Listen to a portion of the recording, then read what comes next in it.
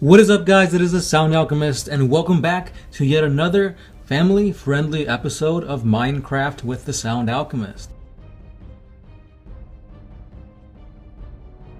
This time, I will be bringing you guys a very requested 40 facts on the Wolf Brothers. So I've seen this guy post on Facebook countless times, and it's also in YouTube and a bunch of comments. It's like, Wolf Brothers and Rainbow Warriors. So here is your Wolf Brothers. The second founding of the Space Marines occurred 7 standard years after the end of the heresy. In the early 31st millennium, this founding involved a division of the existing 9 loyalist Space Marine legions into far smaller 1,000-man chapters of Space Marines that were decreed by the new Codex Astartes written by Guilliman. The Space Wolves, created from the genetic legacy of Leman Russ, a successor chapter known as the Wolf Brothers, led by its first chapter master, Beor Arjak Grimison. The Wolf Brothers were intended to be as numerous as their genetic forebearers and just as powerful. They were gifted a homeworld, K-Riol, a planet of ice and fire, just as Fenris is. They were given half of the Space Wolves Legion fleet, half of their armories, and half of their priests. They were to have been the first of many successors, a whole line of descendant Fenrisian chapters, the Sons of Russ, capable of carving out a star empire the size of Ultramar. That was the vision, however, to be powerful enough to encircle the Eye of Terror completely, to prevent the traitors from daring to leave it ever again. It was hoped that the Wolf Brothers and other Space Wolf successors would fulfill their destiny and find a new purpose in the age of the Imperium. But something went terribly wrong. The Wolf Brothers were disbanded, scattered to the 6 points of the compass. They were disbanded for the same reason that there could be no further successors to the Space Wolves: the existence of the Wolf within. The genetic code of Space Wolves Astartes, known as the Canis Helix, was far too dangerous to be copied. The heritage that made the Space Wolves powerful also made their genomes unstable and prone to rapid mutation. The Wolf Brothers, located far from Fenris, fell quickly into the state of beasts, manifesting in large numbers of wolfen and other more terrible abominations within their ranks. So it would be with any attempt to splice new sets of gene seeds from the genetic legacy of Leman Russ.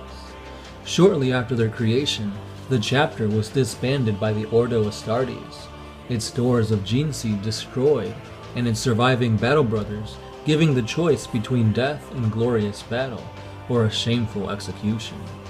However, before the Ordo Astartes orders could be fully carried out, much of the chapter disappeared. The Wolf Brothers vanished into the depths of space. Some within the Adeptus Terra accused Leman Russ of warning the successor chapter, or even aiding in their escape, although no proof was ever uncovered.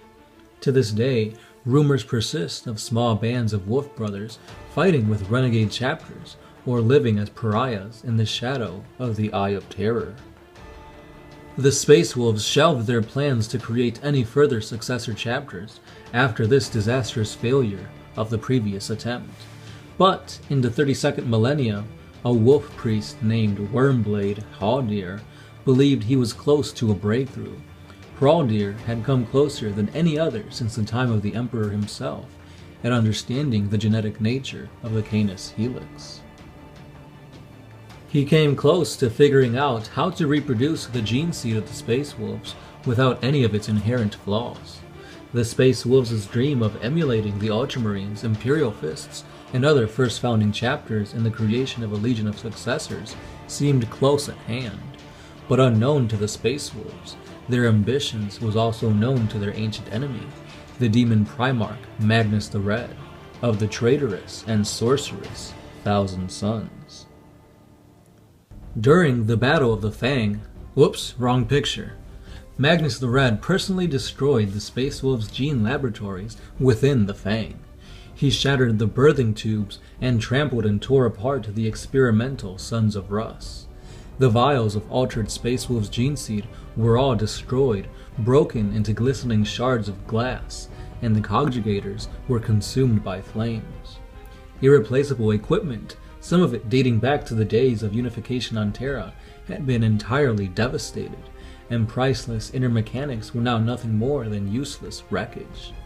During the Demon Primarch's rampage in the Fang's flesh chambers, he was confronted by the Wolf Priest Heraldic. Through the valiant efforts of the Space Wolves face the Primarch, he proved no match for the might of one of the sons of the Emperor, and he was killed. Within his death, the tampering could not be completed. None now lived within the chapter who understood Heraldic's work, and the necessary genetic alternation equipment had also been destroyed. After this, the Space Wolves would forever remain alone, the sole inheritors of the legacy of Russ. And now here's a little bit more lore on the tampering.